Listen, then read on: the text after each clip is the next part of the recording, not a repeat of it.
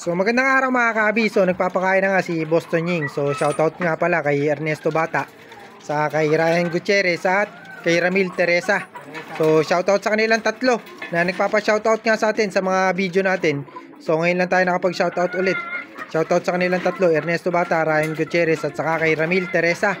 So bali nagpakain lang si Boston Ying. So para malaman nyo pala mga kaabi kung healthy yung kalapati, titingnan nyo kung nagtitira sila ng pagkain katulad nya, no. So galing sila sa training, so medyo mahina silang kumain. So ibig sabihin medyo nagkatama yung iba natin na kalapati, yung katulad no. Ayan. So isa naman, pares na pares kasi to. Ito yung homer natin, yung mabilis natin. So dapat pulling winner to. Nitong huling hagis natin, dapat pulling winner. Kaso nga hindi tayo nanalo dahil napakatagal tumambay. Nasa kulang 10 minutes ata tumambay to. So 100 points din siguro o 100 na speed din yung nabawas sa kanya. So sayang, pero dapat pulling winner to. So mabilis nga tong ibon natin, yung homer natin na to.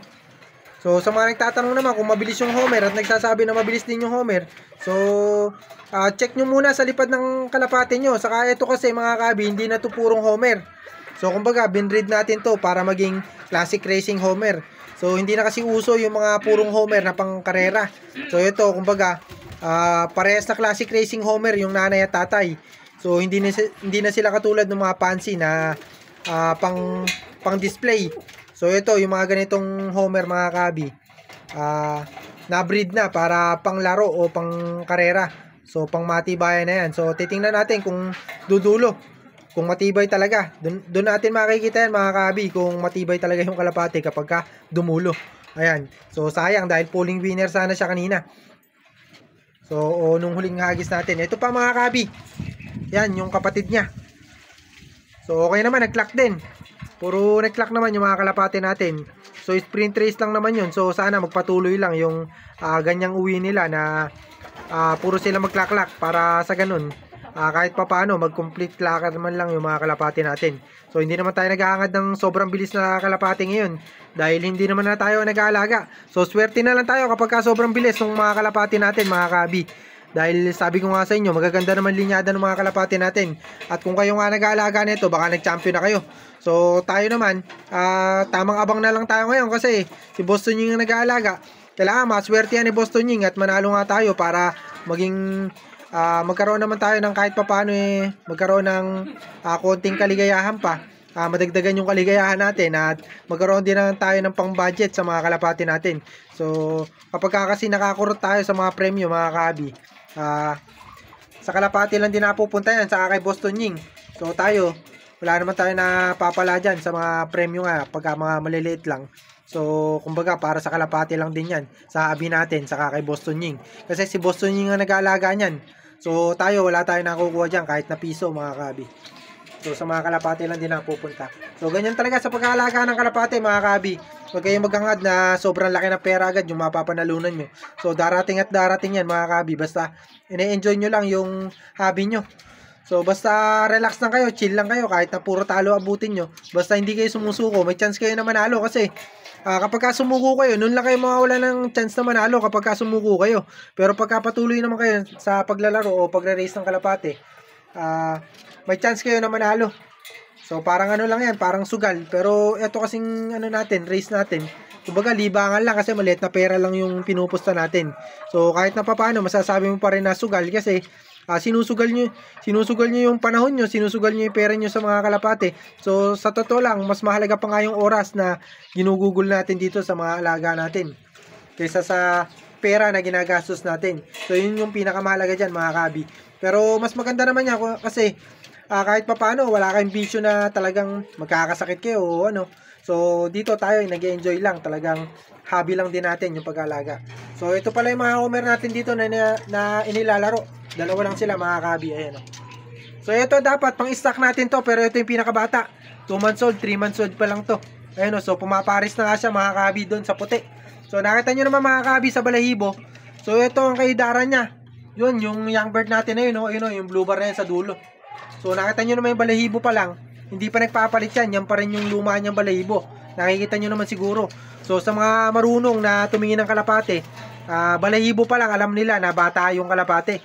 So kahit na medyo malaki yung ilong nito, tinginin kasi na mukhang matanda kapag ka malaki yung ilong kasi mga homer nga. Pero sa mga marurunong talaga na nag-aalaga ng kalapate, ayan, balahibo pa lang makita nila, ayan, lumang luma. Batang bata yan, yung ganyang itsura pa lang. Talagang malaki lang ilong na ito kasi classic racing homer na. Ayan, so nakita nyo naman siguro.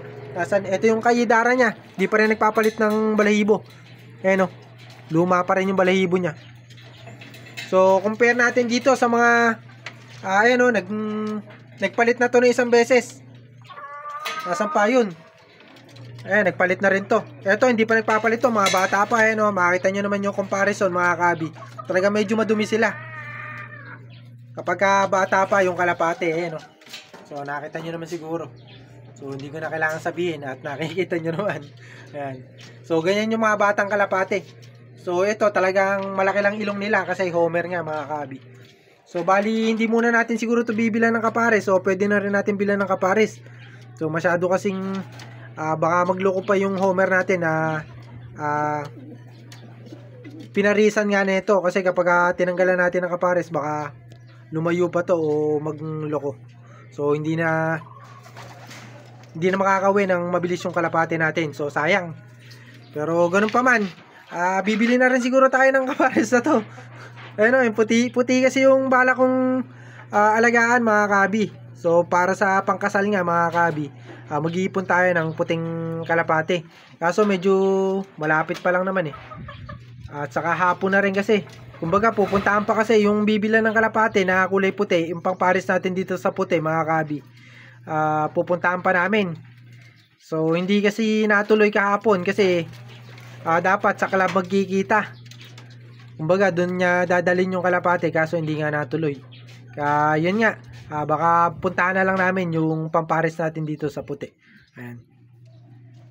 So bali hanggang dito na lang yung video natin, mga kabi. In-update ko lang kayo sa mga homer natin, saka sa mga interesado sa homer natin. Marami kasi nagme-message sa akin, mga kabi, na tayo daw ba o yung nagko-content ng homer.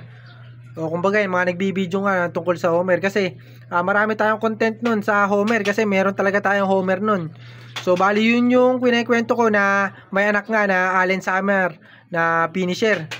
Yung homer natin na yun kaso nawala ng Kalbayog Katbalogan kasi semi-final at final lap nun. So nawala sa Kalbayog, smash race. Pero tumawid nga ng dagat yun. Siguro nasa 900 o 800 pa speed nun kasi alas 3 umuwi yung Allen Summer finisher natin na yun na homer din. So kumbaga yung layo nun, mga kabi, kung sa Manila kayo naglalaro, Katbalogan race nyo na yun. So yun yung distance nga namin dito. So yung Allen Summer namin, Katbalogan race na kapag sa Manila. So hanggang dito na lang, mga kabi, at medyo mahaba na yung video natin. So good luck sa lahat ng mga may race. Happy flying sa inyo. God bless.